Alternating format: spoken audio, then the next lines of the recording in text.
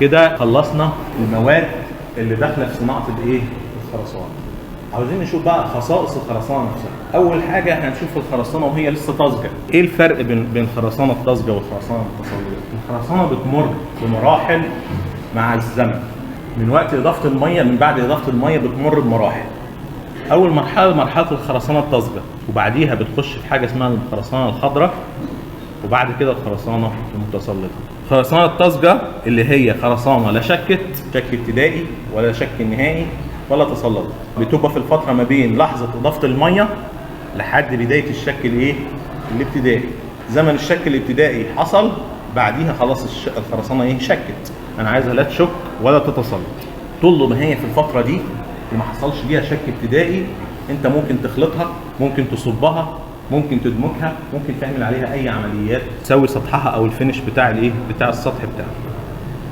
الخرسانه الخضراء هي خرسانه شكت بس ما تصلدتش، يعني عدت زمن الشك الابتدائي، تقدر تخلطها تاني، تقدر تصبها، تقدر تعمل فيها اي حاجه. لا، الروابط بتاعه الاسمنت اتكونت خلاص، هتعمل اي عمليات عليها معنى كده انك فكيت الروابط دي وما عادتش متكونه تاني. اذا من بعد الشك الابتدائي حصل ما تقدرش تعمل عليها اي عمليات، تسيبها لحد لما تتصلد. هل تقدر انك تفك الشدات وهي لسه ما تصلدتش كده؟ لا. امتى تفك الشدات؟ لما الخرسانه تتصلد، يبقى تمت الشك وتمت التصلد. الفتره دي بعد ال 24 ساعه انا اقدر استخدم فيها الايه؟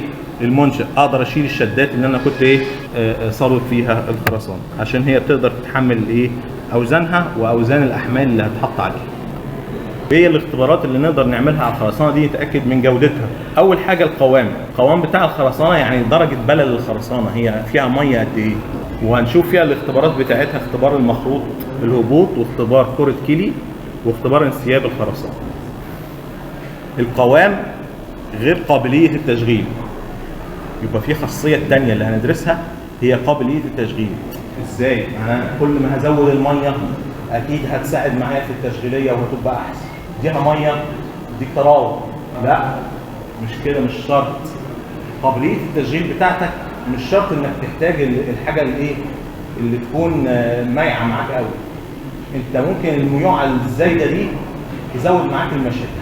لو بتصب سطح مايل والخرسانه بتاعتك سايبه، السطح المايل ده هيتصب معاك، يبقى انت عرفت تشغل بيت الخرسانه معاك في حاجه. انما لو كانت جافه، اي نعم القوام بتاعها قليل، انما قابليه التشغيل بتاعتها ايه؟ عاليه. تمام. لما تيجي تصب الخرسانه الكتليه حجم كبير، الوزن بتاع الخرسانه الكتليه دي الكبير ده بيأثر على الجوانب بتاعه الشدات والفرم اللي انت حاططها. تكون كل ما تبقى سائل اكتر، كل ما الضغط على الفرم ده بيزيد. انما لو كانت قوامها جاف وماسكه نفسها، الخرسانه بتاعتك ما تعملش ضغط كبير على. اذا درجه بلل الخرسانه مختلفه، القوام يختلف تعريفها عن التشغيليه. دي ليها اختبارات ودي ليها اختبارات. في خصائص او اثار ضاره انا مش عاوزها في الخرسانه. قلنا قبل كده الخرسانه الطازجه بيحدث فيها انفصال حبيبي، بيحدث فيها النطح او النزيف، بيحدث فيها التعشيش. يبقى دي اثار ضاره برضو، خواص برضو للخرسانه الطازجه عاوزين نشوفها. محتوى الميه ده، انا بحط كميه الميه دي بناء على ايه؟ الاعتبارات اللي بحطها. قلنا كميه الميه عندي في التصميم بقيسها بالنسبه لوزن الاسمنت، فبقول عليها الووتر سيمنت ريشيو، دبليو على سي، وزن الميه على وزن الاسمنت. يعني لو عندك مثلا هتستخدم ميه 165 لتر، وزن الميه هو حجم الميه. يعني لما اقول لك وزن الميه 165 لتر، معناها ان حجم الميه كام؟ 165 لتر. زي وزن اللتر ازاي؟ المفروض وزن كيلو جرام، لا هو كيلو جرام وزن. لما تيجي تحسب الووتر سيمنت ريشيو ما تقربهاش، يعني يقول لك 0.471. لو اشتغلت في مرحله خلط الخرسانه، كميه الانتاج بتاعتك في السنه توصل لملايين. يعني ممكن توصل لمليون متر مكعب في السنه. المتر مكعب انت لو وفرت في المتر مكعب ده لتر ميه، يعني لو قربت 0.47 دي 0.5 وزودت لتر واحد، معنى كده في السنه انك زودت مليون لتر ميه. ده كميه زياده على مصر. ممكن احسبها بالحجم، ممكن حجم الميه على حجم الاسمنت. ايه الاعتبارات اللي باخدها وانا ازود كميه الميه او اقللها؟ احدد كميه الميه او المحتوى المائي معايا في الخلطه قد ايه ازاي؟ اول حاجه مكونات الخلطه، المواد اللي احنا قلنا عليها. الركام، شكل الركام، كل ما كان الركام بتاعك مدور كل ما كان بيتزحلق عن بعضه اكتر، قابليه التشغيل بتاعته اكتر، فمش هيحتاج مني ميه كتير. انما لو كان الركام بتاعي مبطبط زاوي ليه اي شكل كده صعب الايه التشغيليه، هيحتاج منك انك تزود كميه الميه دي. الملمس بتاعه كل ما كان ناعم اكتر كل ما التشغيليه بتاعته بقت اكتر، مش هيحتاج منك ميه كتير. المقاس بتاعه، كل ما كان الركام بتاعك حجمه كبير كل ما تلاقيه واقع عن بعضه اكتر كده، وبالتالي مش هيحتاج منك ميه كتير. مدى امتصاص الركام ده للميه، لو انت الميه اللي انت حطيتها على الخلطه دي الركام نفسه مصها وما سابهاش للاسمنت تعمل بيه عمليه الاماهه بتاعته، معنى كده ان حصل مشكله للخرسانه وتطلع ضعيفه. يبقى لازم من الاول انك تزود محتوى الميه ده، تعمل حساب ان الركام يمتص كميه من الميه. محتوى الاسمنت والمواد الناعمه، المواد الناعمه دي بتحتاج، قلنا المساحه السطحيه ليها كبيره.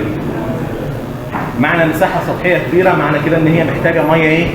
اكتر. فلما تزود محتوى الاسمنت اكيد هتحتاج محتوى ميه ايه؟ اكتر. نوع الاسمنت اللي انت هتستخدمه بيحتاج كميه ميه قد ايه عشان يتم عمليه الإيماء بتاعته. لو كان مرتفع الحراره بتاعته وفي ميه هتتبخر وهو بيعمل عمليه الإيماء كتير، يبقى لازم تزود محتوى ميه اكتر. الاضافات اللي انت هتستخدمها، في اضافات الملدنات بلاستيسايزر والسوبر بلاستيسايزر، ما دام استخدمتها هتقلل محتوى الميه اللي انت عاوزه عشان ايه؟ توصل للقوام المطلوب. العوامل المتعلقه بالطقس، لو درجه الحراره بتاعت الجو حر جدا هتحتاج انك تزود كميه ميه اكتر عشان تعوض الفقد والبخر والحاجات دي. لو في رياح شديده لازم تعمل مصدات رياح، ما عملتش مصدات رياح زود كميه الميه عشان ايه؟ الهواء ده هيمشي الخرسانه بسرعه. انا عاوز الايه؟ عمليه الإيماء تحدث، مش تنشف قبل ما عمليه الإيماء لسه ما خلصتش. في عوامل متعلقه بالمشروع نفسه، العنصر الانشائي اللي انت بتصبه، نوع العنصر بتاعك. انت بتصب بلاطه كاميرات، والكاميرات دي على اعمده. اهميه العنصر ده بالنسبه لك ايه؟ انت عندك العمود هو اللي شايل المبنى كله، عندك الاهميه بتاعتك للعمود مهمه بالنسبه لك اكتر من الايه؟ من اي حاجه ثانيه. اهميه العمود دي بتديك انك ايه؟ عاوز تزود مقاومه الايه؟ العمود اكتر، وبالتالي ما تزودش كميه الميه اللي ايه؟ واهميه العنصر بتاعك ده ايه؟ ابعاده وشكله. عاوز تصب في منطقه ضيقه كده، عاوز القوام بتاعك يبقى تشغيليته عاليه، الخرسانه تقدر تدخل جواه، ولا قطاع كبير خرسانه كتليه عاوز القوام بتاعك يبقى جاف. التسليح اللي جوه الايه؟ العناصر دي ممكن يبقى تسليح قليل بلاطه عاديه، ممكن لو تصب لبشه او اساسات او حاجه مليانه حديد فكثافه التسليح بتاعتك عاليه. ممكن لو وصلنا ما بين الكاميرا مليانه حديد وعمود مليان حديد، تيجي المنطقه دي تلاقيها مليانه حديد متروسه. تخيل انت بقى عاوز تصب وتدخل خرسانه جوه الفراغات الصغيره قوي دي، لو القوام بتاعك مش عالي، درجه التشغيل بتاعتك مش عاليه قوي، مفيش حاجه هتدخل جوه هنا، تصبها ازاي؟ يبقى درجه التسليح بتاعتك كل ما بتزيد كل ما محتوى الميه بتاعتك اللي انت محتاجه اكيد هيزيد. الخرسانه بقى بالخصائص اللي انت عاوزها فيها، طريقه الصب اللي انت هتستخدمها، تخلط بنحله وتصب ببراويطه، تحط صب يدوي ولا صب ميكانيكي تيجي لك البامب بتاعتك وتطلع لك الخرسانه بالبامب بقوه ضغط. قوه الضغط دي ممكن تدخل الخرسانه جوه الايه؟ جوه الحاجه، فقوامها ممكن يزيد شويه معاك. طريقه الدمج، انت هتدمج يدوي، هتجيب اي حاجه تهز بيها الخرسانه بحيث لو في اي فراغات جوه تقفل، ولا هتستخدم هزازات ميكانيكيه، حاله تسويه السطح، اي حاجه كده مش مشكله، ولا محتاج ان السطح بتاعك يبقى ناعم واملس في الاخر خالص. يفرق كميه الميه اللي انت هتستخدمها. زمن الشك والتسلط، تشك بسرعه وتتسلط بسرعه وتفك الشدات بسرعه، اكيد مش هتستخدم ميه كتير. خرسانه في الاخر بقى المقاومه بتاعتها النهائيه، الديمومه بتاعت الخرسانه انت عاوزها قد ايه؟ كل واحد عاوز الخرسانه تبقى على كيفه. عندك المالك عاوز اقل تكلفه، عندك المواصفات بتقول لك استخدم حدود من كذا لكذا، عندك الاستشاري عاوز مقاومه اعلى، عاوز حاجه كويسه في الاخر، اهم حاجه عنده الجوده، عاوز مواصفات.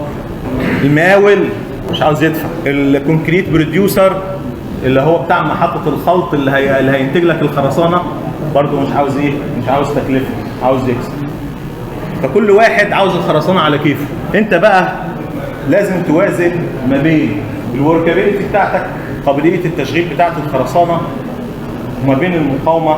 واكيد مين الكفه اللي لازم ترجع في الاخر؟ الخرسانه اللي ليها مقاومه اعلى وليها خصائص احسن.